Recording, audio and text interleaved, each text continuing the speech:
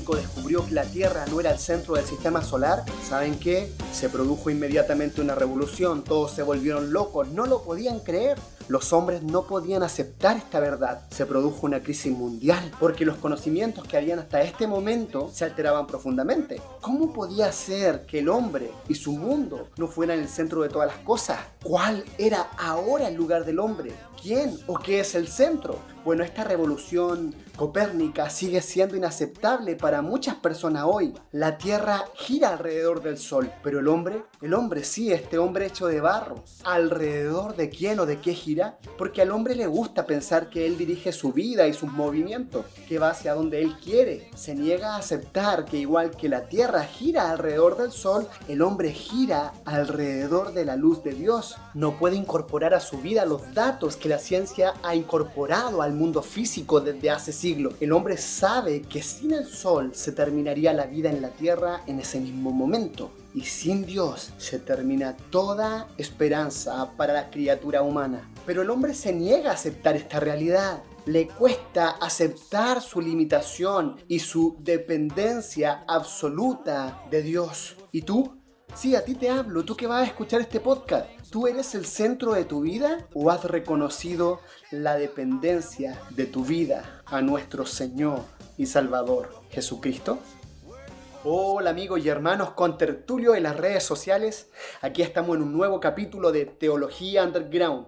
Y en el capítulo de hoy vamos a seguir con esta serie que tomamos hace ya 3 semanas, hablando sobre la Trinidad. Estuvimos hablando del Padre y hoy día nos toca hablar del Hijo. Yo sé que alguna vez te has hecho esta pregunta: ¿Jesucristo es Dios o es hombre? Es más, hoy, en pleno siglo XXI, ¿Jesucristo seguirá siendo hombre o ya dejó de ser hombre y es solamente Dios? Bueno, todas esas preguntas con respecto a la persona más importante de la historia las vamos a estar tratando de elucidar el día de hoy en este nuevo capítulo. Así que anda a buscar tu cuaderno, tu lápiz, prepara el bloc de notas y comenzamos. Volvamos a la pregunta: ¿Jesús es Dios o es hombre? ¿Qué dices tú? ¿Ya tienes la respuesta? Por favor no la digas, guárdala en tu mente y consérvala. El teólogo J.I. Packer dijo: aquí hay 2 misterios por el precio de uno. La pluralidad de la persona en la unidad de Dios, la unión de la deidad y la humanidad en la persona de Jesús. Nada en ficción es tan fantástico como es la verdad en la encarnación. La iglesia primitiva consideraba la encarnación, este Dios tomando forma de hombre, como una de las verdades más importantes de nuestra fe. Por eso que formularon lo que vendría a ser el credo de Calcedonia, una declaración que expresa qué es lo que debemos creer y lo que no debemos creer acerca de la encarnación, esta doctrina fundamental de la fe cristiana. Este credo fue el fruto de un largo concilio que tomó lugar desde el 8 de octubre hasta el 1 de noviembre del año 451 después de Cristo, en la ciudad de Calcedonia, y ha sido tomado como la definición estándar de la enseñanza bíblica sobre la persona de Cristo desde esa fecha, por todas las ramas principales del cristianismo. Existen 5 verdades principales con las que el credo de Calcedonia resumió la enseñanza bíblica acerca de la encarnación. 1. Jesús tiene 2 naturalezas, Él es Dios y hombre. 2. Cada naturaleza es plena y completa, Él es completamente Dios y completamente hombre. Ojo con eso. 3. Cada naturaleza se mantiene distinta. 4. Cristo es una sola persona. 5. Las cosas que son verdad de solo una de las naturalezas son, no obstante, verdad en la persona de Cristo. Un entendimiento apropiado de esta doctrina nos va a librar de muchas dudas y muchas preguntas que podamos tener. Preguntas, cuestionamientos. Por ejemplo, ¿cómo puede Jesús ser Dios y hombre al mismo tiempo? ¿Por qué esto no lo hacen 2 personas? ¿Cómo se relaciona su encarnación a la Trinidad? ¿Cómo pudo Jesús haber tenido hambre y morir cuando estaba en la tierra y aún ser Dios o seguir siendo Dios? ¿Abandonó Jesús alguno de sus atributos divinos en la encarnación? ¿Por qué no está bien decir que Jesús es una parte de Dios? ¿Seguirá Jesús hoy con un cuerpo humano? Todas estas preguntas son válidas y nos llevan a un conocimiento más pleno de la persona de Jesucristo. A medida que avanzamos en este capítulo, vamos a tratar de responder todas estas preguntas que nos estamos haciendo. Vamos a partir por el principio. ¿Jesús tiene 2 naturalezas? Claro que sí, Él tiene 2 naturalezas. Él es Dios y hombre. La primera verdad que tenemos que entender es que Jesús es una persona que tiene dos naturalezas, una naturaleza divina y una naturaleza humana. En otras palabras, Jesús es ambos, Dios y hombre. Jesús es Dios. La Biblia enseña que Jesús no es alguien que simplemente se parece mucho a Dios o que tiene ciertas características de Dios o alguien que tiene un caminar muy cercano con Dios. En cambio, Jesús es el mismo Dios Altísimo. En el libro de Tito, capítulo 2, versículo 13, dice que como cristianos, aguardando la esperanza bienaventurada y la manifestación de la gloria de nuestro gran Dios y Salvador, el Señor Jesucristo. Después de ver al Cristo resucitado, Tomás exclamó, Señor mío y Dios mío. Esto lo dice en Juan 20:28. De la misma forma, el libro de Hebreos nos da el testimonio directo de Dios Padre acerca de Cristo. Pero con respecto al Hijo dice, tu trono, oh Dios, es por los siglos de los siglos. Y el Evangelio según San Juan llama a Jesús el unigénito de Dios. Otra forma que la Biblia enseña que Jesús es Dios es al demostrar que Él tiene todos los atributos de Dios. Él sabe todo, está en todos lados, tiene todo el poder, no depende de nada fuera de sí mismo para vivir, gobierna sobre todo, nunca comenzó a existir y nunca dejará de existir, como dice Juan capítulo 1, versículo 1. En otras palabras, todo lo que Dios es, Jesús es, porque Jesús es Dios. Específicamente, Jesús es Dios, el Hijo de la Santa Trinidad. La doctrina de la Trinidad afirma que Dios es un ser y que este único Dios existe como tres personas distintas.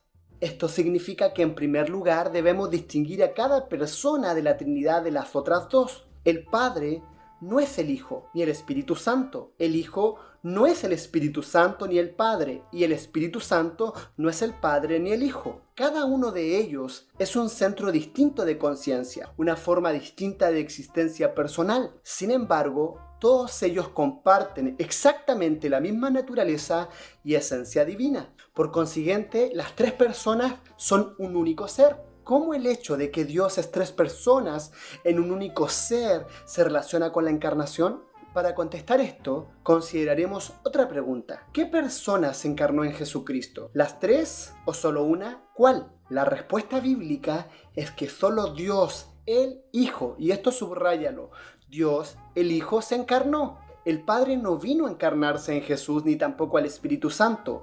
Por tanto, Jesús es Dios, pero Él no es ni el Padre ni el Espíritu Santo. Jesús es Dios, el Hijo. La verdad de que solo Dios Hijo se encarnó es enseñada, por ejemplo, en Juan 1:14, que dice, y el Verbo se hizo carne y habitó entre nosotros, y vimos su gloria, gloria como la del unigénito del Padre, lleno de gracia y de verdad.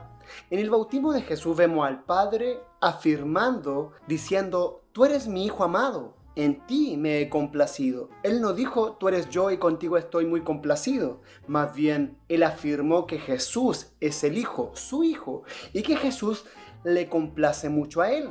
En este mismo verso también vemos que el Espíritu Santo es distinto al Padre y que es distinto al Hijo, porque el Espíritu Santo está en forma corporal. ¿Cómo está? Como paloma. ¿Vamos notando la diferencia entre el Padre, el Hijo y el Espíritu Santo? Bueno, sigamos aprendiendo sobre Jesucristo. ¿Por qué es importante saber que Jesús es especialmente Dios, el Hijo? Por algo, si no entendemos, nos estaríamos equivocando acerca de la misma identidad de nuestro Salvador.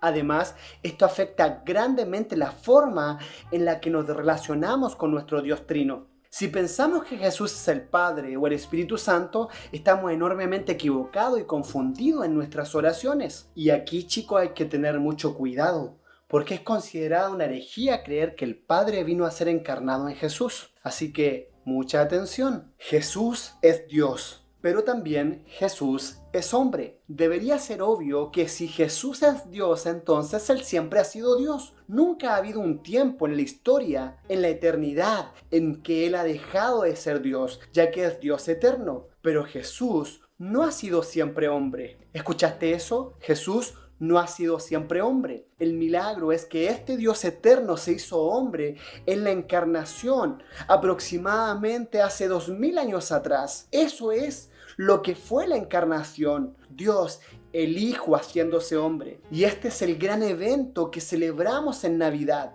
no es Santa Claus o el viejo Pascuero o Papá Noel, es Dios tomando la forma o convirtiéndose en un hombre. Pero ¿a qué nos referimos exactamente cuando decimos que Dios el Hijo se hizo hombre? Con certeza y seguridad puedo decir que Jesús no se volvió en un hombre, en el sentido que Él dejó de ser Dios y comenzó a ser un hombre. No, Jesús no renunció a su divinidad en la encarnación, como es evidente en los versos que acabamos de ver. En cambio, como lo afirma uno de los primeros teólogos, continuando lo que Él era, se convirtió en lo que no era. Jesús no renunció a sus atributos divinos en la encarnación. Él se mantuvo en total posesión de todos ellos. Atención aquí con lo que voy a decir. Ojo, oreja, guachalomo, esternón.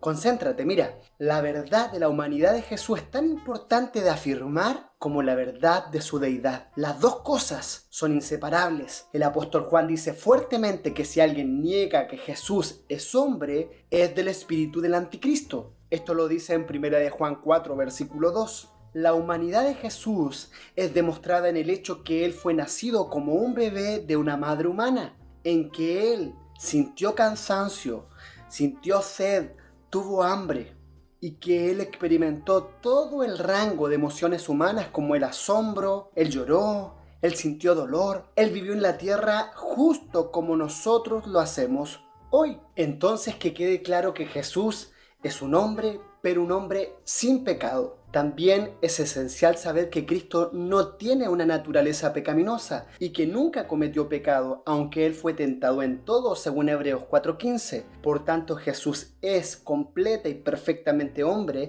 y también ha experimentado toda la gama de la experiencia humana. Tenemos un Salvador que verdaderamente puede identificarse con nosotros porque Él es hombre y que también verdaderamente puede ayudarnos a la hora de la tentación porque Él nunca pecó. Esto es una verdad asombrosa que debemos apreciar y que separa el cristianismo de todas las demás religiones. Tenemos un Dios que se hace hombre. Cada naturaleza es plena y completa.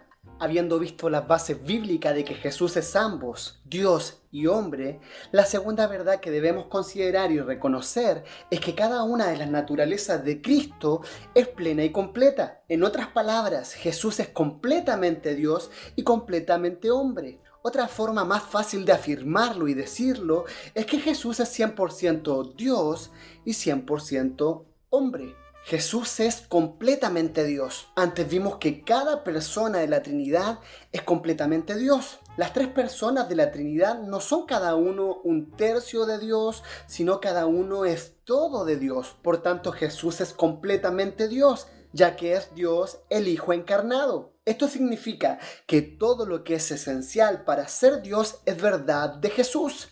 Jesús no es por parte de Dios, ni un tercio de Dios. Al contrario, es completamente Dios. Colosenses 2:9 dice, porque toda la plenitud de la deidad reside corpóreamente en Él. Jesús es completamente hombre y eso debemos mirarlo, reconocerlo. Es también importante reconocer que cuando decimos que Jesús es hombre, no nos referimos simplemente a que Él es parcialmente hombre, nos referimos a que Él es completamente humano. Todo lo que pertenece a la esencia de la verdadera humanidad es verdad en Él. Él es realmente tan humano como el resto de nosotros, de carne y hueso diríamos. El hecho de que Jesús es real y completamente humano es visible del hecho que Él tiene un cuerpo humano, según Lucas 24:39, una mente humana, según Lucas 2:52, y un alma humana, según Mateo 26:38. Jesús no solamente se parece a un hombre, Él no solamente tiene algunos aspectos de lo que es esencial para la verdadera humanidad, pero sin los otros, sino que posee completa humanidad, 100% humano. Si tenemos un entendimiento de lo que no debemos creer, eso nos dará una figura más completa de lo que debemos creer. Ahora quiero hacer una pregunta. ¿Por qué Jesús se hizo hombre? ¿Y por qué será hombre para siempre? En el libro de Hebreos capítulo 2 versículo 17 dice que así Cristo pudiera ser un Salvador apropiado que tiene todo lo que necesitamos. Por tanto tenía que ser hecho semejante a sus hermanos en todo a fin de que llegara a ser un misericordioso y fiel sumo sacerdote en las cosas que a Dios atañen, para hacer propiciación, siempre me cuesta esta palabra, propiciación por los pecados del pueblo. Primero, nota que Jesús se hizo hombre para que Él pudiera morir por nuestros pecados. Él tenía que ser humano para pagar por la penalidad de los humanos, por los pecados cometidos por los hombres y mujeres. Estos versos dicen que debido a que Jesús es humano como nosotros, Él es capaz de ser un misericordioso y fiel sumo sacerdote. Su humanidad le permite simpatizar, empatizar, identificarse completamente con nosotros. El saber que Jesús sigue siendo hombre nos da un gran consuelo, el saber que Jesús sigue siendo hombre. Porque si Él ya no es un hombre en el cielo, ¿cómo podría tener el consuelo de saber que puede compadecerse completamente de nosotros? Él puede compadecerse y ser un misericordioso y fiel sumo sacerdote y saber que lo que estamos atravesando, no solo porque Él estuvo una vez en la tierra como un hombre, sino porque Él continúa por siempre como ese mismo hombre. Cada naturaleza se mantiene distinta. La verdad es de las dos naturalezas de Cristo, su plena humanidad y su plena divinidad, son bastante bien entendidas y conocidas por los cristianos. Pero para un entendimiento correcto de la encarnación debemos ir mucho más profundo, debemos cavar más hondo, como diría un buen autor por ahí. Debemos entender que las dos naturalezas de Cristo se mantienen distintas y retienen sus profundidades particulares. ¿Qué significa esto? Dos cosas. Anótalas por favor ahí, que no se te olvide. Una, no altera las propiedades esenciales de la otra. Y dos, tampoco se mezclan juntándose en un misterio tercer tipo de naturaleza. Primero, sería equivocado pensar que las dos naturalezas de Cristo se mezclan para formar un tercer tipo de naturaleza. Esta es una de las herejías con las que tuvo que pelear la iglesia del primer siglo y la iglesia antigua. Esta herejía enseñaba que la naturaleza humana de Cristo fue tomada y absorbida por su naturaleza divina, de modo que ambas naturalezas cambiaron o algo así. Podemos ver una analogía de esto. Si echamos una gota de tinta en un vaso de agua, la mezcla resultante ya no es tinta pura ni agua pura, sino que una tercera clase de sustancia. Una mezcla de las dos en que la tinta y el agua cambia la esencia. Del mismo modo, esta perspectiva enseñaba que Jesús era una mezcla de elementos divinos y humanos, en los que ambos estaban en alguna forma modificados para formar una nueva naturaleza. Esta perspectiva no es bíblica porque destruye a ambos, la deidad y la humanidad de Cristo. Porque si las dos naturalezas de Cristo se mezclaran, entonces ya no es verdaderamente completamente Dios, ni verdaderamente completamente hombre, sino es un Dios amorfo. Un tipo de ser totalmente diferente que resultó de las mezclas de las dos naturalezas. Segundo, incluso si reconocemos que la naturaleza no se mezcla en un tercer tipo de la naturaleza, también sería erróneo pensar que las dos naturalezas se han ido cambiando entre sí. Por ejemplo, sería erróneo concluir que la naturaleza humana de Jesús se volvió divina en alguna forma, o que su naturaleza divina se hizo humana en alguna forma. En cambio, cada naturaleza se mantiene distinta y por tanto retiene sus propiedades individuales particulares y no cambian, como el Concilio de Calcedonia lo afirmó. La distinción de naturalezas no desaparecen en absoluto por la unión, sino que quedan preservadas. La naturaleza humana de Jesús es humana y solamente humana. ¿Escuchaste eso? Su naturaleza divina es divina y solamente divina, así que no lo olvidemos. Por ejemplo, la naturaleza humana de Jesús no se volvió omnisciente a través de la unión con Dios el Hijo y tampoco su naturaleza divina se volvió ignorante de algo. Si cualquiera de la naturaleza hubiera experimentado un cambio en la esencia, entonces Cristo ya no es verdaderamente, ya no es verdadero, ya no es completamente humano o completamente divino. Cristo es una sola persona, con dos naturalezas, pero una sola persona. Lo que hemos visto hasta este momento acerca de la deidad y humanidad de Cristo nos muestra que Cristo tiene dos naturalezas, una naturaleza divina y una naturaleza humana. Que cada naturaleza es plena y completa, que se mantiene distinta y que no se mezcla para formar un tercer tipo de naturaleza. Y que Cristo será Dios y hombre por siempre. Pero si Cristo tiene dos naturalezas, ¿esto quiere decir que Él es dos personas? No, falso, amigo. No quiere decir esto. Cristo sigue siendo una persona. hay un solo Cristo.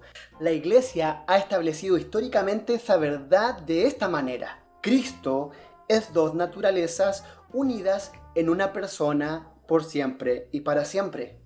Él no es dos Cristos, sino uno. Mientras se mantienen distintas, las dos naturalezas están unidas en la manera que son una persona. Para ponerlo simple, hay un cierto sentido en el que Cristo es dos, o un sentido distinto en el cual Cristo es uno. Él es dos en el hecho que tiene dos naturalezas reales y completas, una naturaleza humana y una naturaleza divina. Él es uno en el hecho de que, aunque se mantienen distintas, estas dos naturalezas existen juntos de tal manera que constituyen una sola cosa. ¿Lo entienden mejor así de esa forma? En otras palabras, las dos naturalezas son ambas el mismo Jesús y por lo tanto una sola persona. Ahora, ¿cómo yo puedo creer esto? Deberían haber evidencias de que Cristo es una sola persona. Veremos tres porciones de la enseñanza bíblica que muestran que aunque Cristo tiene dos naturalezas distintas e inmutables, no obstante sigue siendo una sola persona, una persona. Primero, ambas naturalezas están representadas en la Escritura que constituyen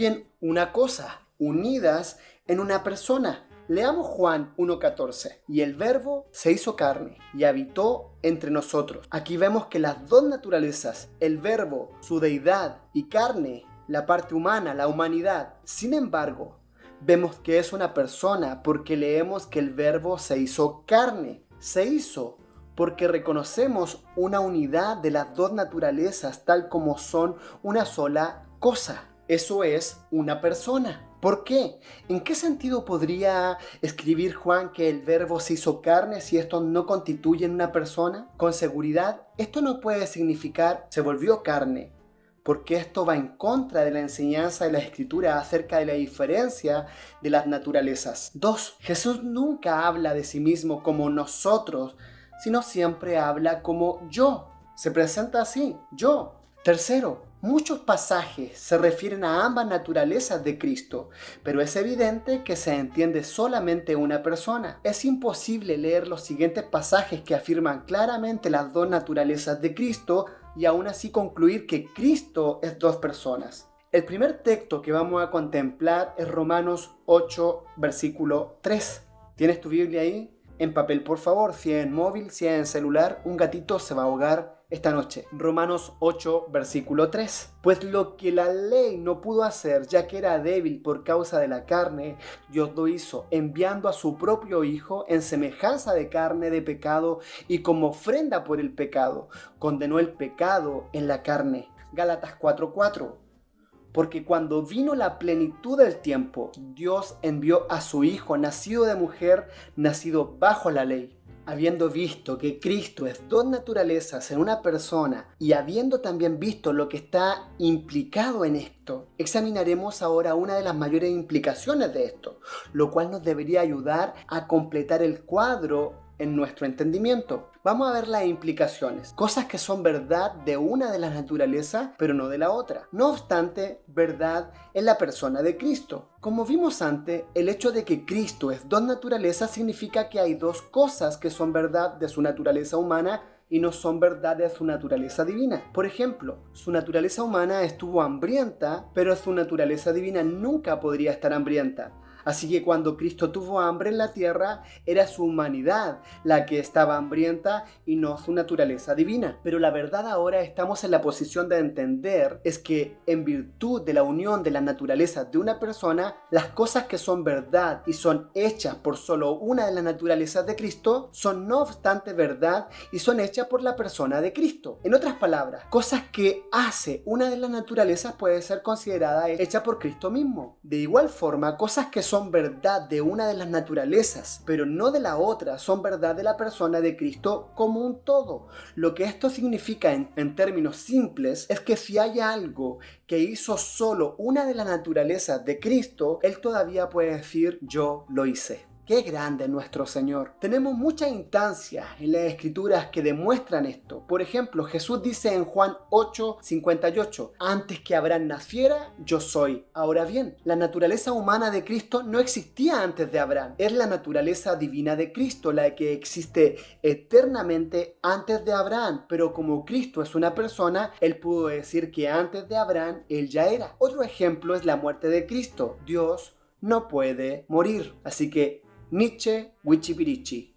Nosotros nunca deberíamos hablar de la muerte de Cristo como la muerte de Dios. Dios no ha muerto, pero los humanos pueden morir y la naturaleza humana de Jesús sí murió. Por tanto, aunque la naturaleza divina de Jesús no murió, todavía podemos decir que la persona de Cristo experimentó la muerte debido a la unión de las dos naturalezas en la persona de Cristo. Por eso, el teólogo Gruden dice, en virtud de la unión con la naturaleza humana de Jesús, su divina naturaleza de alguna manera saboreó algo de lo que es pasar por la muerte. La persona de Cristo experimentó la muerte. ¿Te has preguntado alguna vez cómo Jesús podría haber dicho que Él no conocía ni el día ni la hora de su retorno? Esto sale en Mateo 24:36. A pesar de que Él es omnisciente, todo lo sabe. Si Jesús es Dios, ¿por qué no sabía el día de su retorno? Esto es resultado de nuestro entendimiento de que Cristo es una persona con dos naturalezas. La respuesta es que respecto a su naturaleza humana, Jesús no tiene todo el conocimiento. Por tanto, en su naturaleza humana, Él realmente no sabía el día o la hora de su retorno. Pero en su naturaleza divina sí lo sabía. Ahora viene la parte más fascinante. Te quiero decir que este es un capítulo con versión extendida, así que no te canses, por favor, porque esto que viene es para saborearse, para chuparse los dedos. Debido a que las dos naturalezas están unidas en una persona, el hecho de que la naturaleza humana de Cristo no supiera cuándo Él retornaría significa que la persona de Cristo no sabía cuándo Él retornaría. Por tanto, Jesús, la persona, podía verdaderamente decir, pero de aquel día y hora nadie sabe, ni siquiera los ángeles del cielo, ni el Hijo, sino solo el Padre. Esto sale en Mateo 24:36, por cierto. Al mismo tiempo, en virtud de su naturaleza divina, también podemos decir que la persona de Cristo sabía cuándo Él retornaría. El conocimiento y la ignorancia del tiempo de su retorno son ambas verdades en Cristo, pero en diferentes maneras. En su naturaleza humana, la persona de Cristo era ignorante de cuándo Él retornaría. En su naturaleza divina, la persona de Cristo sí sabía cuándo Él iba a regresar. Por consiguiente, Cristo mismo simultáneamente sabía y no sabía cuándo Él retornaría. Lo único que nosotros podemos decir es Maranata, Cristo viene y Dios lo sabe.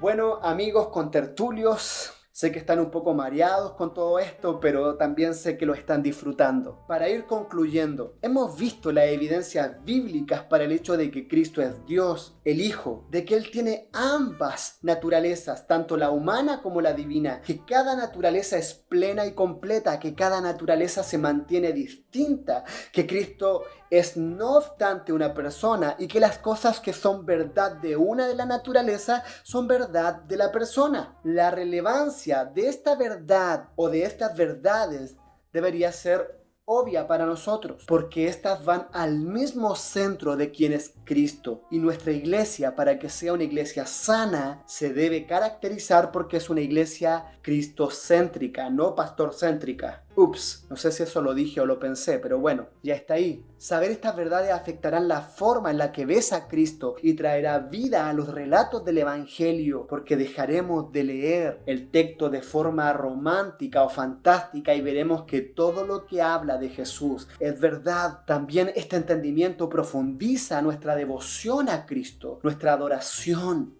nuestro conocimiento del Hijo. Tener un rico entendimiento de la encarnación de Dios, el Hijo, nos debería mejorar grandemente en nuestra alabanza a la hora de adorar a Dios.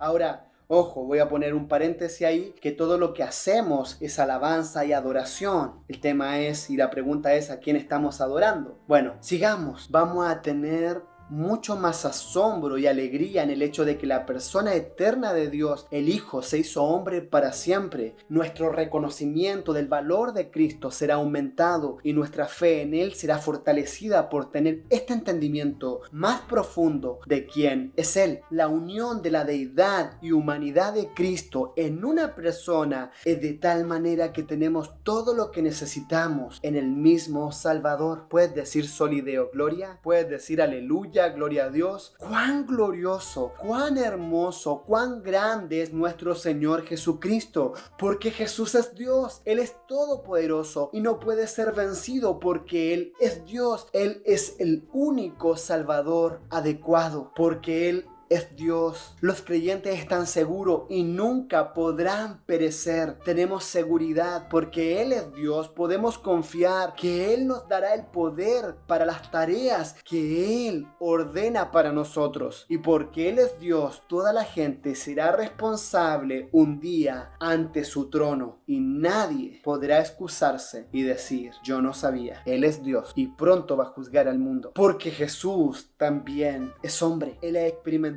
las mismas cosas que tú y yo. Porque Él es hombre, Él se puede identificar con nosotros. Él no es un Dios lejano, Él no es un Dios del Olimpo, no es un Dios griego ni romano. Él es el Rey de Reyes y Señor de Señores. Él es el Dios verdadero. Él se puede identificar íntimamente con nosotros porque Él también es hombre. Él puede venir a nuestra ayuda como nuestro compasivo sumo sacerdote cuando alcanzamos los límites de nuestra debilidad humana. Porque Él es hombre, podemos identificarnos con Él. Él no está alejado, no está ajeno. Porque Él es hombre, no podemos quejarnos de que Dios no sabe por lo que estamos atravesando. A veces decimos, Dios no me entiende. Dios no sabe por lo que estoy atravesando, lo que estoy cruzando. Que nunca se te olvide que Él lo experimentó en primera persona. Amigos, amados, contertulios, podemos anticipar el día cuando lo veamos cara a cara. Y hasta entonces, que la esperanza gozosa de ese día inspire en nosotros una gran diligencia, una gran piedad, una gran pasión de vivir toda nuestra vida para servirle y adorarle. Él es el Hijo, la segunda persona de la Trinidad. ¡Wow! Qué impactante, ¿verdad? Conocer a Jesús en mayor profundidad nos daría mucho más capítulo y no sé dónde nos va a llevar Teología Underground, pero hoy día nos estamos gozando con este alimento que de verdad estaba muy suculento el día de hoy. Espero que se encuentren bien. Para mis amigas contertulias les quiero recomendar el siguiente libro de la hermana Nancy Leigh DeMoss. El libro se llama El lugar apacible. Así que espero que lo puedan comprar, que lo puedan leer y que sean muy edificadas.